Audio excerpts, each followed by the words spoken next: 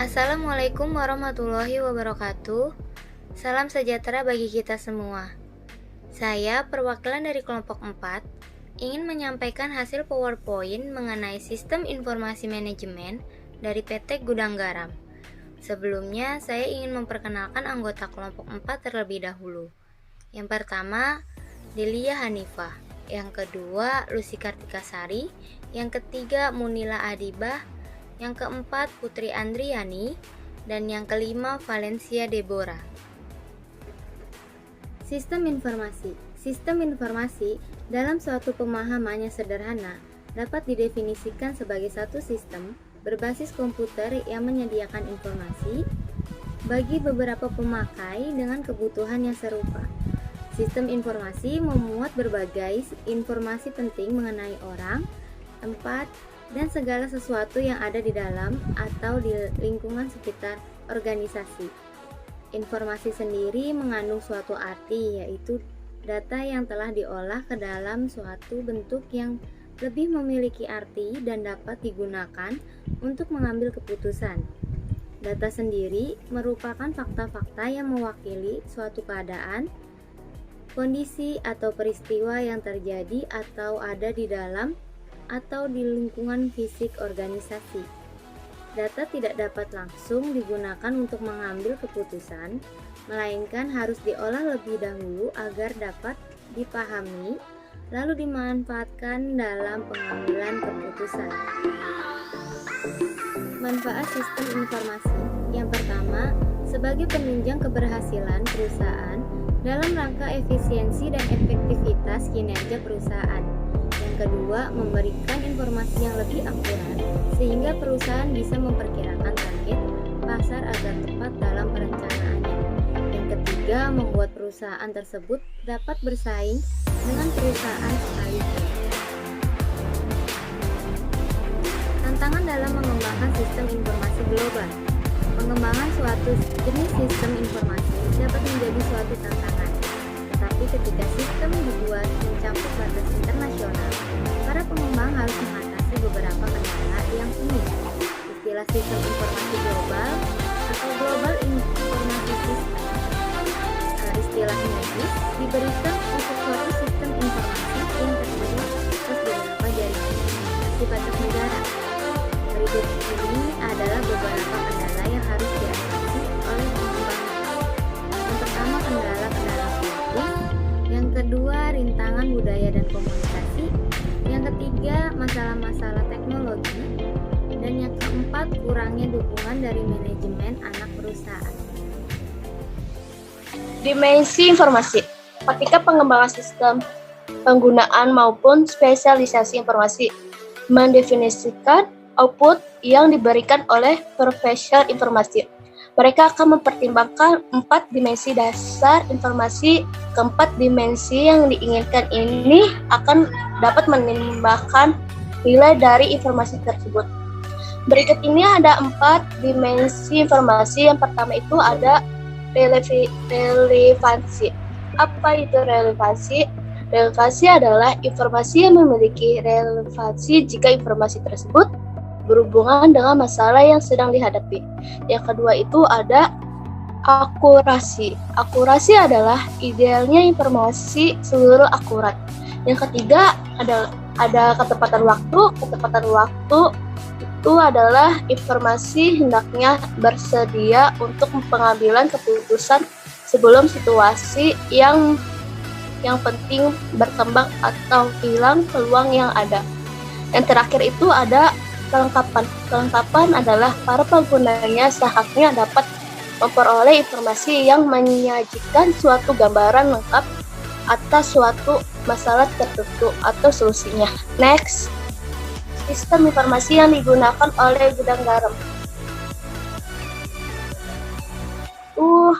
PT Gudang Garam Tbk menggunakan berbagai sistem informasi untuk menunjang operasi bisnis. Salah satu sistem informasi yang digunakan adalah dalam manajemen risiko, di mana di PT Gudang Garam Tbk sangat memperhatikan risiko-risiko yang akan dihadapi untuk perusahaan tersebut dalam menerima informasi yang ada. Tahapan-tahapan yang ada dalam manajemen risiko dalam PT Gudang Garam Tbk. Yang pertama itu ada risiko keuangan. Risiko keuangan untuk menghindari risiko ini, gejolak nilai tukaran valuta asing, perseroan mempertahankan kebijakan untuk memperlakukan pendanaan dalam rupiah. Yang kedua itu ada risiko pasokan.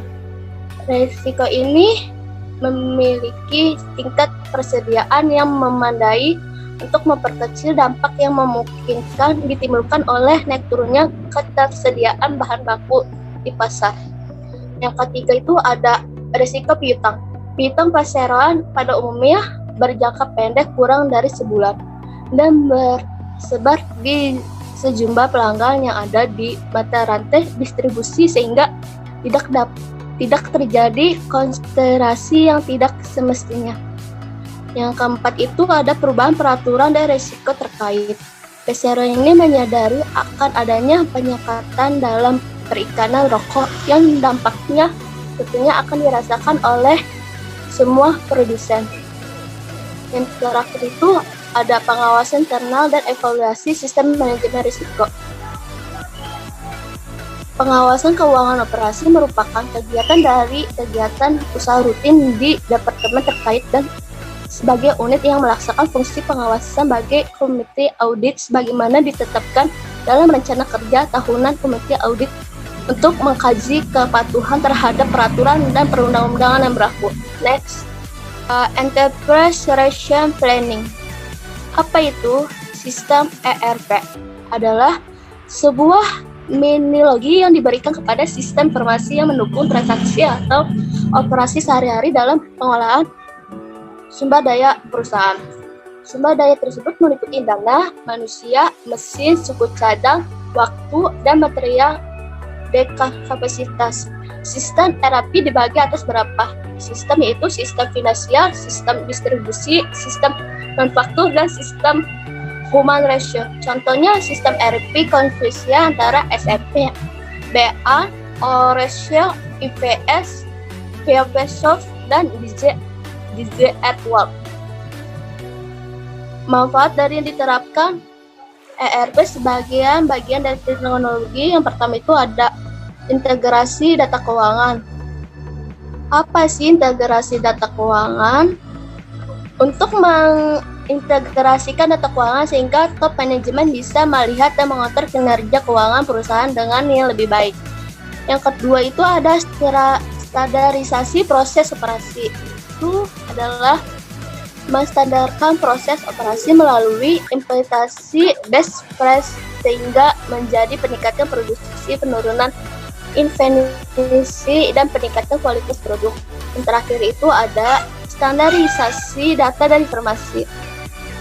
Adalah menstandarkan data informasi melalui keseragaman pelaporan terutama untuk perusahaan besar yang biasanya terdiri dari banyak business unit dengan jumlah dan jenis bisnis yang berbeda. Selanjutnya akan dilanjutkan oleh teman saya. Selanjutnya ada subunit dalam sistem ERP. Yang pertama itu ada Customer Relationship Management. Nah, ini merupakan sebuah sistem informasi yang mengintegrasikan. Hal ini digunakan untuk merencanakan, menjadwalkan, dan mengendalikan aktivitas-aktivitas daripada pra-penjualan dan pasca penjualan dalam sebuah organisasi. CRM ini melingkupi semua aspek yang berhubungan dengan calon pelanggan atau customer, yang termasuk di dalamnya itu adalah pusat panggilan atau call center, tenaga penjualan atau sales force, pemasaran, dukungan teknis atau technical support, dan layanan lapangan atau field service. Yang kedua itu ada Financial Research Management atau FRM.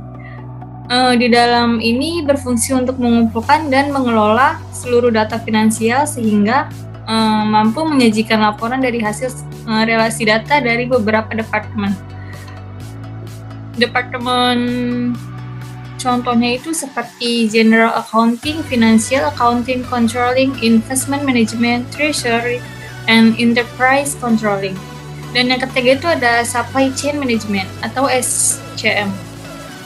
Di dalam modul ini berfungsi sebagai untuk memproses pengadaan, penjualan, dan distribusi logistik yang digunakan oleh suatu perusahaan dengan tujuan untuk melakukan efektivitas dan efisiensi mulai dari suppliers, manufacturers, warehouse, dan stores. Penerapan SCM ini digunakan untuk memanfaatkan internet. Merupakan solusi yang sangat efektif dalam penghematan biaya dalam perusahaan. Perencanaan ini dapat mengoptimalisasikan penyimpanan dan penggunaan logistik, sangat membantu dalam memperbaiki prediksi permintaan terhadap barang perusahaan. Dan yang keempat itu ada Human Resource Management atau HRM. HRM ini merupakan sumber daya manusia, yaitu sebagai aset terbesar dalam suatu perusahaan yang memerlukan pengelolaan yang baik dan terukur. Mulai dari perekrutan, penjualan, dan pemrosesan gaji. Yang kelima itu ada Manufacturing Research Planning atau MRP. Nah, evolusi dari Material Requirements Planning ini memiliki faktor tambahan seperti perencanaan jangka panjang dan master scheduling, raw capacity planning, and shop floor control. MRP 1 ini telah memasuki unsur pengawasan dan pelaporan. Analisis MRP ini termasuk dari penjualan, distribusi, quality control, serta sistem laporan dan pengawasan lebih lanjut. Yang ke-10 itu ada bagaimana sih sejarahnya mengenai PT Gudang Garam serta visi dan misinya. Gudang Garam ini merupakan suatu perusahaan yang memproduksi rokok kretek yang dimana memiliki kualitas yang lebih tinggi mulai dari sigaret kretek linting atau SKL, sigaret kretek tangan atau SKT, dan sigaret kretek mesin atau SKM yang sudah disebarluaskan di berbagai wilayah di Indonesia. Eksistensi perusahaan ini juga mendukung penghidupan petani tembakau dan cengkeh serta para pengecer maupun pedagang asongan ini yang tersebar di seluruh Indonesia. Diukur dari jumlah aset yang digunakan oleh perusahaan, hasil penjualan produk ini memiliki kontribusi secara signifikan bagi Indonesia. Visi dari perusahaan ini sendiri, yaitu Gudang Garam, memiliki visi menjadi perusahaan besar yang terpandang, menguntungkan, dan memiliki peran dominan dalam industri rokok domestik. Sedangkan misinya itu menyediakan produk-produk inovatif, bermutu tinggi yang memenuhi, bahkan melebihi harapan konsumen sekaligus memberikan manfaat bagi semua stakeholder. Dan yang slide selanjutnya itu mengenai strategi persaingan bisnis. Di sini terdapat 6 strategi, dan 6 strategi ini dibagi menjadi 2 bagian. Yang pertama itu ada mengatasi tekanan bersaing dengan teknologi informasi.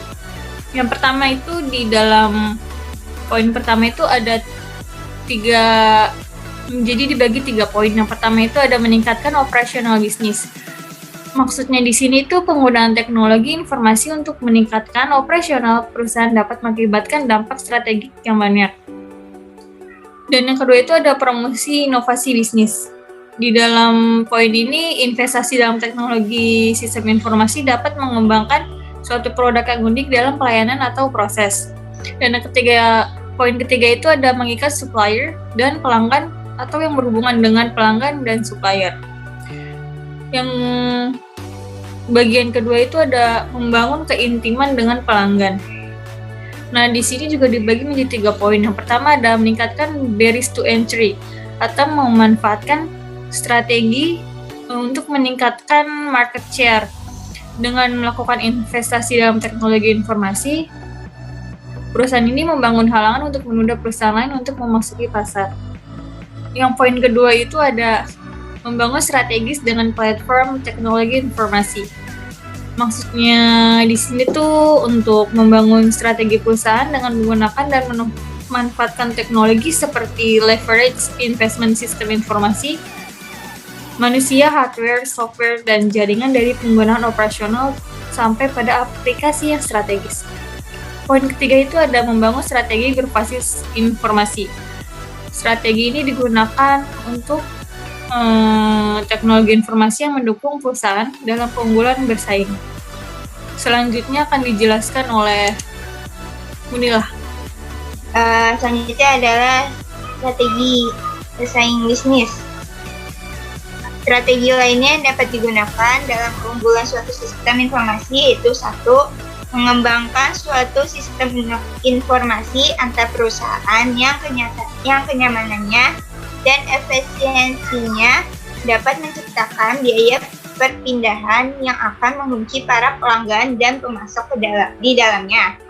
Yang kedua, melakukan investasi besar dalam aplikasi TI canggih yang dapat membangun halangan pihak luar untuk masuk ke industri tersebut.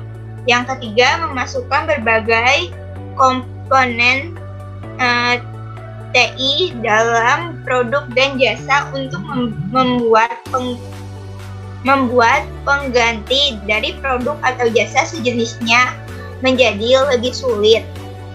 Keempat, mendorong investasi untuk ahli-ahli sistem informasi, hardware, software, database, dan jaringan dari pengguna operasional menjadi aplikasi strategis. Next.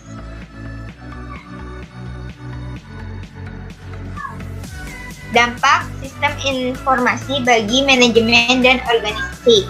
Sistem informasi dapat mempengaruhi aktivitas bisnis suatu perusahaan secara menyeluruh sehingga dapat membantu perusahaan dalam persaingan bisnis yang dijalankan dengan perusahaan lainnya.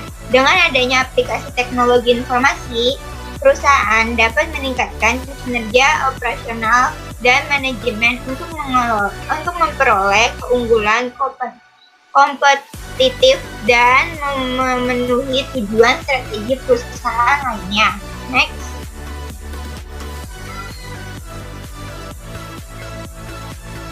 Pengembangan teknologi PT Gudang Garam Tbk.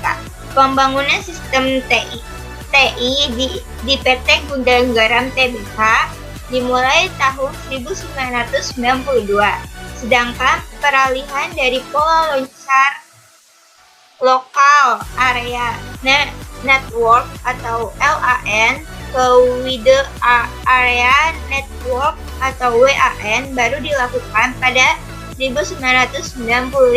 Setelah itu, aplikasi bisnis korporat menjadi fokus perhatian berikutnya. Setelah melalui proses training, manajemen memutuskan untuk menggunakan aplikasi ERP dari Orange. PT Gudang Garam Tbk memang memakai Orange saat ini untuk mengintegrasikan perencanaan sistem dan pengembangan PT Gudang Garam Tbk.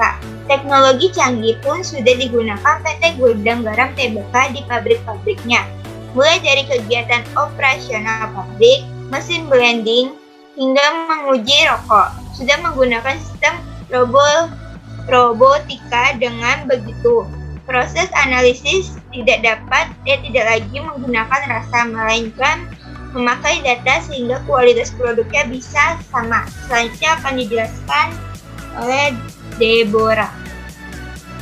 Analisa terhadap sistem informasi gudang garam. Yang pertama, komputerisasi proses akuntansi. Ada bagian dari proses pencatatan yang fungsinya dapat diganti dengan komputer. Salah satu proses penjurnaklan sampai ke pelaporan yang sifatnya matematis karena hubungan buku besar dapat ditunjukkan dalam persamaan akuntansi. Yang kedua, mencatat transaksi dalam sistem komputer. Program komputer untuk akuntansi biasanya dirancang dengan cermat sehingga operator yang melakukan pencatatan transaksi dapat melaksanakannya dengan mudah. Setiap langkah yang dikerjakan dalam siklus akuntansi atau penjunalan, pengakunan, dan penyusunan daftar saldo.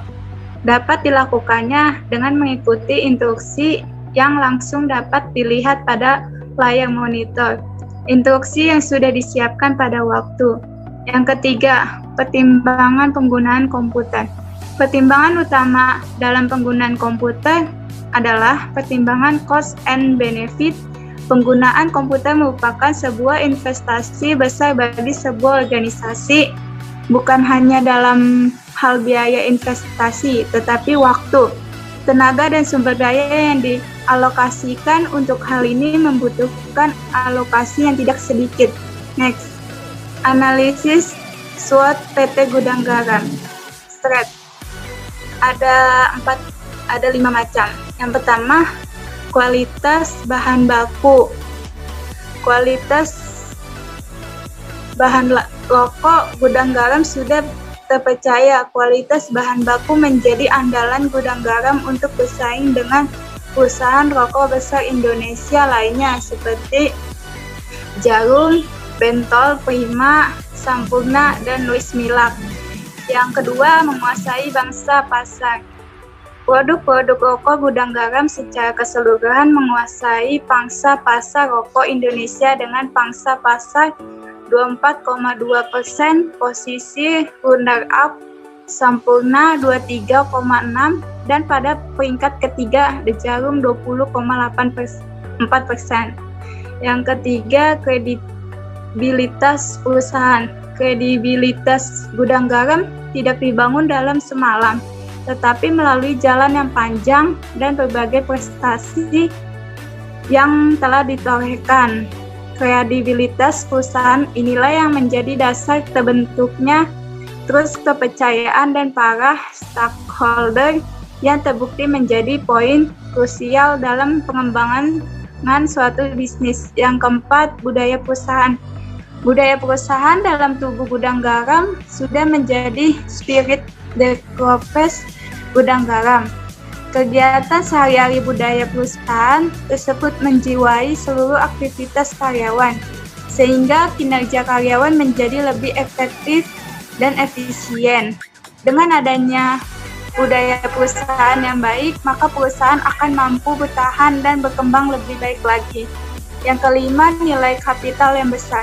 Setelah Philip Morris menjadi pemilik dominan saham perusahaan, gudang garam juga memiliki kapital yang cukup besar dan jaminan tersedianya modal di bawah naungan perusahaan rokok raksasa dunia. Yang B, weakness.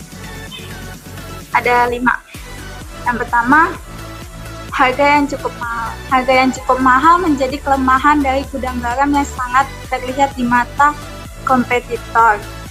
Yang B, kurangnya diminatnya produk rokok gudang garam di internasional. Para perokok luar negeri sudah terbiasa dengan rokok putih dan sudah candu dengan rasa yang diberikan oleh rokok putih. Kehadiran rokok gudang garam tidak bias menggeser kedudukan rokok putih sebagai rokok nomor 1 di luar negeri untuk saat ini. Yang C, kalahnya pangsa pasar gudang garam dari para pesaing.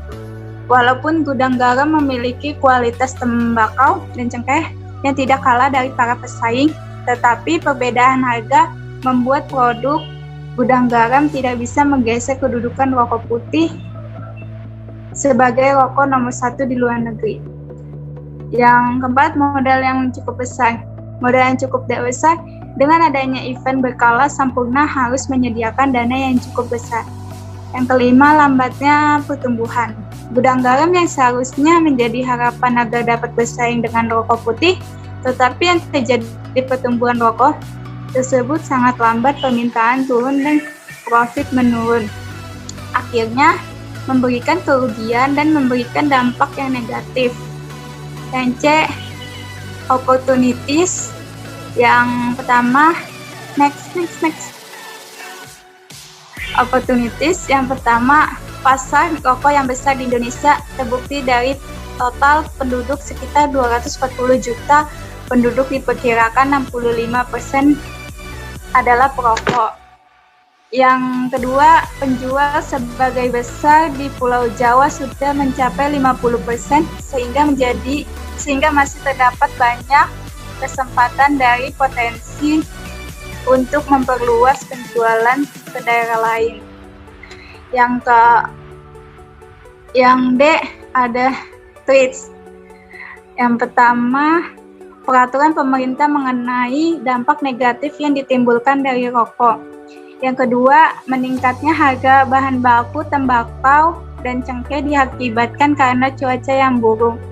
Yang ketiga, kenaikan bahan bakar minyak dan kebijakan pemerintah lainnya secara tidak langsung menyebabkan inflasi yang dapat mempengaruhi daya beli para perokok. Yang keempat, kemajuan teknologi menyebabkan gudang garam harus terpacu mengikuti perkembangan teknologi.